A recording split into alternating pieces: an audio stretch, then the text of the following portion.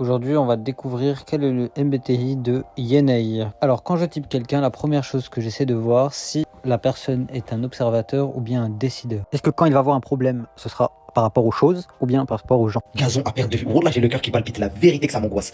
Des trucs comme ça à perte de vue. Genre, ça. Là, ça, XDM, un truc. Pourquoi ça m'angoisse autant? Je fais de la thalassophobie de base. Moi, je suis quelqu'un, je m'en fous d'absolument tout. Mais ça, là, ça. Je saurais vous décrire mon état, je reste passif et je vais rien dire parce qu'actuellement j'ai un volcan dans le crâne qui est en train de bouillir et d'exploser. J'ai envie de brûler mon appart actuellement, genre le bâtiment entier. Le bâtiment fait une vingtaine d'étages et j'ai envie de brûler le bâtiment entier. C'est la pire chose au monde qui puisse arriver dans un domicile selon moi, genre ça. Encore les cafards. Je préfère avoir des cafards chez moi que des punaises de lit. Je préfère avoir des cafards chez moi. Et voilà comment il réagit quand on parle des gens ou qu'on le critique. Sur mon physique, des gamins de 17 ans qui critiquent mon physique par exemple, ou mes idées, ou mes vidéos. Alors, émettre une critique c'est ok, insulter non, c'est pas cool, mais bref, c'est pas grave. Voilà, moi je me suis harcelé toute ma vie par rapport à mes mains, je sais pas trop pourquoi, par rapport à la taille de mes mains. Vous voyez pas la caméra, mais je me suis harcelé toute ma vie quand j'ai des critiques dessus, ça me fait un peu mal. Voilà, par exemple. Donc là, on va ne garder que les observateurs. Ok, là, on va déterminer si c'est un intuitif ou un sensation. Est-ce que quand il parle, il va donner des éléments concrets ou il va expliquer ce qu'il pense et ses idées? Son histoire c'est quoi? C'est le crash d'un avion, enfin plutôt un atterrissage forcé pour le storytelling, on dit un crash d'avion, un Douglas DC-3 en 1973, le 21 novembre exactement, de la United States Navy. Voilà ce qu'on fait du coup l'Islande, un site touristique où il y a pas mal de clips qui sont tournés par des artistes à l'international. En vrai c'est sympa comme environnement, uniquement pour le contraste entre l'environnement sauvage et du coup ici l'épave de l'avion. Le contraste est vraiment sympa à voir, juste le fait de voir un environnement sauvage avec l'avion les gars, c'est vraiment hyper impressionnant.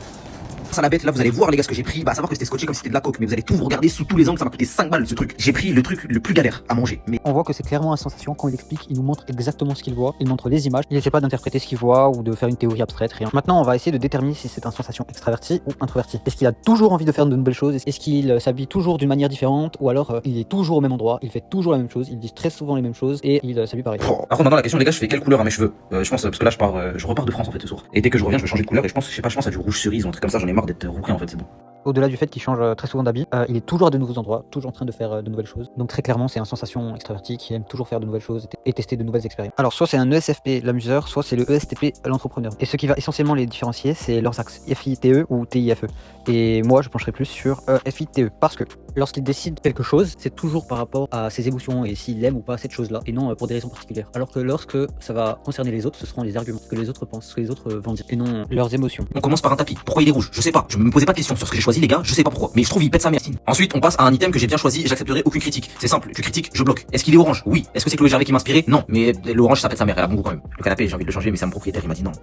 Libérez-moi, je veux changer le canapé, je t'aime pas. Parce qu'en fait, ça, il me dit ouais vas-y c'est bon, on retire le canapé, je vais en acheter un les gars, il va me coûter tellement cher, mais je vais tellement être heureux.